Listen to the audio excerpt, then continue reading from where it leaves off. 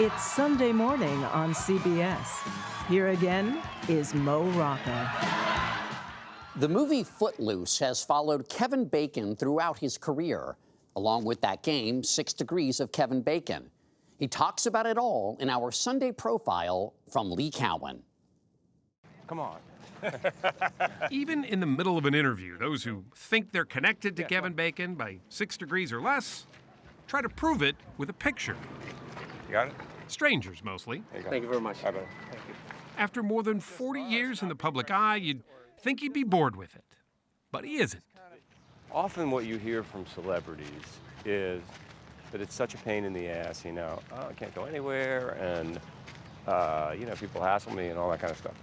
And, yeah, there is a certain amount of that it's true, but 99% of it is really good.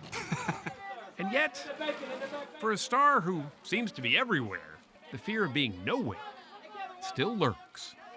Was there a point that you realized you made it? No. There wasn't a moment? There still isn't a moment. Really? No, definitely not. The best gig, the best scene, or the best moment, or whatever is around the corner. It's not here yet.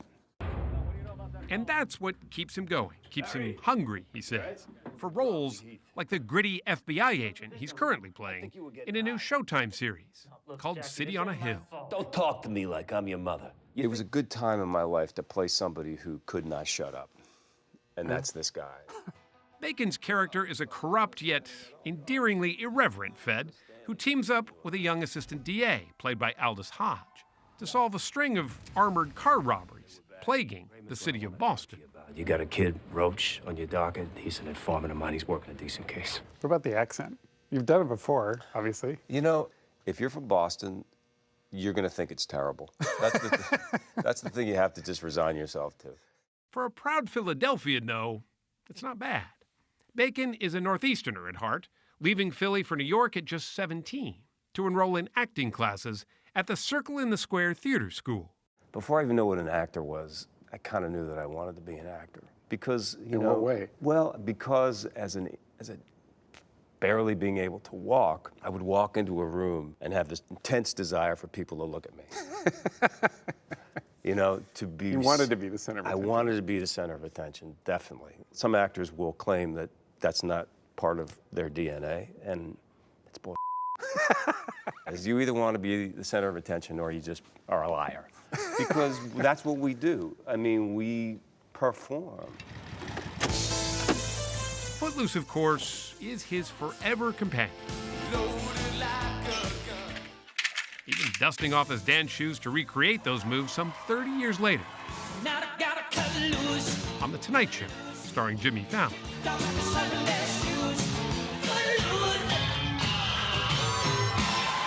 Yep, he's still got it. But it was as a beanie-wearing fraternity pledge where it all started. And Chip Diller, how are you? Hi, how are you? Bacon got the part of Chip Diller in Animal House when he was still in acting school. But his teacher at the time seemed a bit surprised he got it at all. I'm a zit. Get it? With a lump in my throat, I said, I'm going off to make this movie. And he said, They're going to pay you to act? I would never forget, is his direct quote. And they kept paying. I remember exactly where I was last night. After that came soap operas, Friday the 13th. You been drinking already? And his memorable role as a low-level drunk in Diner. I don't know. I'm getting antsy or something. I can't figure out what. I don't know. But it was Footloose that would be his first leading role, one that he almost lost. There was a woman who was running the studio at the time, didn't like me, didn't want me, basically said to them, he's just not That's almost worse than saying you're a bad actor.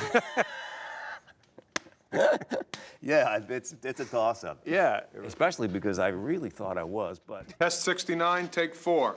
He fought for it and got it. But the fame that followed Footloose didn't sit well at first. Now I was a pop star. So I wasn't comfortable with it, and I pushed it back. I didn't really ride that wave, you know. I think I went into a phase of self-sabotage because things just started to go south from a career standpoint. I was just trying to figure out my place in the movie business. Where did you find your place? As a character actor. And I felt things just changed. Like people started calling, you know, and they were calling about smaller but better parts. And those were the parts where he found himself sharing the screen with the likes of Jack Nicholson. Is there a question anywhere in our future? Sean Penn. Right now, all she is missing. Tom Hanks. So what happened? We're dead. And Meryl Streep. For me, if you were to flip us on purpose, I could drown.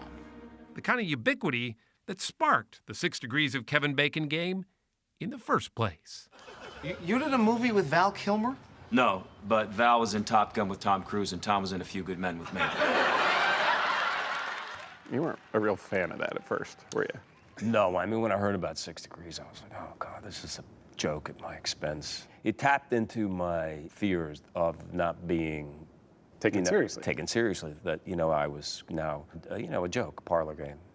But he came to embrace it. Not the game necessarily, but the idea that we're all linked. 6 Degrees to me, if you really take me out of it, not only is it a beautiful notion, it's an important notion. That's what we do. We make connections. His charity, 6degrees.org, challenges everyone to connect with those who either need help or are doing the helping. Because all of us are just a few degrees away from somebody that really needs our help. Especially often overlooked nonprofits, like The Door in Manhattan.